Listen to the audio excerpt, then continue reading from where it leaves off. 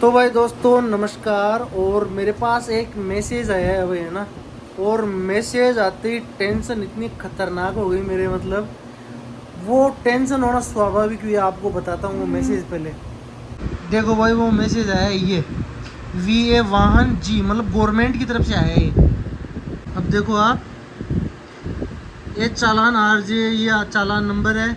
और ये नंबर है ना व्हीकल नंबर RJ14JJ9581। ये मतलब मेरी पिछली बाइक है ना उसका है ये, है ना।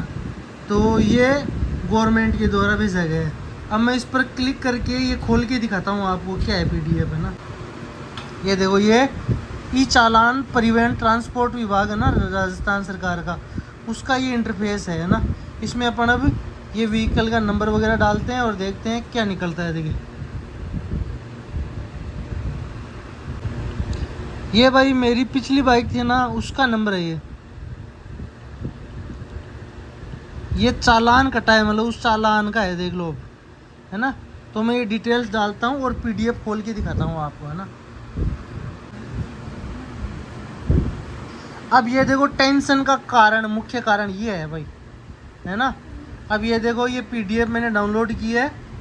यातायात police Rajasthan, traffic police Rajasthan, है ना। ये मेरी पिछली बाइक थी ये RJ14JJ9581, है ना। अब इसमें देखो ये बंदे की फ़ोटो आ रही है और ये तारीख आ रही है और ये वाहन स्वामी का नाम आ रहा है अभी भी मेरा, महेंद्र कुमार गुजर। और चालक का नाम आ रहा है ये देखो भाई, है ना। और इसका कारण क्या है? खतरनाक तरीके से ड्राइविंग, यातायात के अधिकृत प्रवाह के खिलाफ, मतलब खतरनाक तरीके से ये ड्राइविंग कर रहा है। अब भाई टेंशन का कारण बताता हूँ आपको। टेंशन का कारण ये है कि अपन ने तो अपनी बाइक भेज दी, लेकिन ये बाइक है ना अभी भी अपने नाम पर बोल रही है भाई, है ना। तो उससे क्या हुआ कि जैसे ही ये बंदा कोई लेके गया, मैंने तो जब बाइक खरीदी थी ना नई SP 125 बाइक खरीदी है अपन ने नई, उसी समय इस बाइक जो पुरानी थी ना लीवो, उसको अपन ने शोरूम पर भरवा दिया। अपनी बाइक है ना वो वहीं पे छोड़ दी। देखो अपन ने वो ले गए पीछे, है ना। वो देखो अपनी बाइक को ले गए पीछे और यहीं पे छोड़ दी है बाइक। और ये नई बाइक चालू करते हैं भैया, है ना, लगभग 20-21 हज़ार में। और ये बाइक नई ले ली थी, है ना। तो शोरूम वाले भैया ने कहा था कि भाई ये बाइक अब हम बेच देंगे इस रिन्यू करके, और फिर आपको इसका जो RC होगी उसका नाम चेंज करवा के दूसरे ओनर का दे देंगे आपको। लेकिन आज भाई 6-7 महीने हो गए, आज तक भी उन्होंने मुझे नहीं दिया। यार मैंने बहुत बार टोक भी दिया उनको, है ना। और टोका भी इसी कारण से था, मतलब कुछ ना कुछ गड़बड़ नहीं हो जाए। अपने नाम पर बाइक है, मान लो कोई बंदा चला रहा है, एक्सीडेंट कर दिया, कुछ अब उस गाड़ी के साथ में कुछ मिल गया, कोई वारदात में काम में आ गई वो बाइक, है तो नाम तो अपना आएगा ना। तो इसलिए चेंज करवाने के लिए मैं बार बार कह रहा था शोरूम वाले जो भैया हैं उनको, लेकिन उन्होंने नहीं सुना। तो अब ये चालान आया है ना, अब मैंने अभी उन्होंने जस्ट पहले बात की उनसे, और अभी मैं शोरूम पर जा रहा हूँ, देखिए वो क्या कहते हैं। और भाई इस प्रकार की लापरवाही आप बिल्कुल भी मत करना भाई, है ना। आपकी बाइक हो या कोई भी आपके नाम पर सामान हो ना, तो उसको पहले आप ओनर चेंज करवाना, उसके बाद में ही आप, है ना, उसको सेल करना भाई, है ना। इससे पहले मेरे पास होंडा थी तो मैंने उसका ओनर चेंज करवाया था, मतलब स्प्लेंडर प्लस थी मेरे पास, तो उसका ओनर चेंज करवाया था, फिर बेची थी मैंने। लेकिन अब की बार मैंने इन भैया पर विश्वास किया, भाई ये करवा देंगे, फिर ये कहते रहे करवा देंगे, लेकिन मुझे जो आशंका थी ना वही हुआ भाई, है ना। ये तो भगवान की दया से ज़्यादा नहीं हुआ, चालान ही हुआ। अब डीलरशिप पर चलते हैं भाई, वहाँ पर क्या कहते हैं देखिए वो, है ना। तो भाई दोस्तों अभी मैं शोरूम पर जा रहा हूँ और देखिए बात करके आता हूँ भाई। देखिए क्या किया उन्होंने, लगभग 7 महीने हो गए, लगभग 7-8 महीने, है ना। 7-8 महीने पहले मैंने मतलब बाइक बेची थी शोरूम पर ही डायरेक्ट, है ना।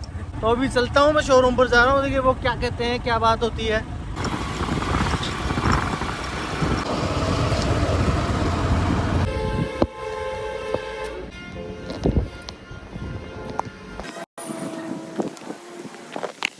नमस्कार। क्या करवा रहे हो आप? कुछ नहीं है, तो बोल दिया ब्रोकर को, मैंने फोन ही कर दिया। क्या हुआ? अभी वो बात कर रहे हैं, बोले ट्रांसफर डॉक्यूमेंट कंप्लीट है, वैसा वैसी बात ही नहीं है। तो फिर मेरे पास कैसे आया मैसेज? हो सकता है वो कई बार क्या होता है 1 महीने टाइम डाल के भेजते हैं ना। हाँ, तो 1 महीने हुआ नहीं होगा अभी, इसलिए। नहीं वो तो सही है, लेकिन जब नवंबर में अपन ने गाड़ी दे गाड़ी दी, अभी बिकी है, कब खड़ी थी गाड़ी यहाँ पे, कब बिकी? पता नहीं कौन कब बिकी गाड़ी, इसकी रिकॉर्ड बताओ। अभी बिकी गाड़ी आपकी, खड़ी थी गाड़ी काफी दिन से। कब बिकी तो बताओ बता दे मैंने बता दी मैं तो बिकी गाड़ी हाँ तो आप क्या कह रहे हैं वो भेज रहा हूँ एग्रीमेंट भेज रहा है और आरसी कब तक चेंज हो और जाएगी? इसमें टाइम डाला हुआ है, हाँ टाइम डाला हुआ उसके अंदर। मैं तो मतलब खाना खा के बैठा इधर अचानक ही मैसेज आया मेरे को अपन कहाँ पकड़े हुए। ये तो बहुत अच्छी बात है कि कम से कम कोई वो मतलब कुछ मिला नहीं, बैग में मिल जाए तो मान लो अपन इमेजिन करते हैं एक बार मतलब कोई वारदात में मतलब कुछ भी पकड़ा जाए कोई है तो अपना नाम आए ना वो सीधा ही।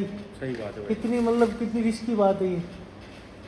और मैंने कहा भी था आपको मैं गवर्नमेंट कर्मचारी हूँ मतलब तभी तो मैं बार बार कह रहा था देखो आपको। मैं तो हर गवर्नमेंट कर्मचारी की बात बोलता हूँ, हाँ गाड़ी बेचनी नहीं चाहिए, तो गाड़ी क्या को करेगा? कटवा लेनी चाहिए, कैसे क्यों? स्क्रैप करवा दो गाड़ी।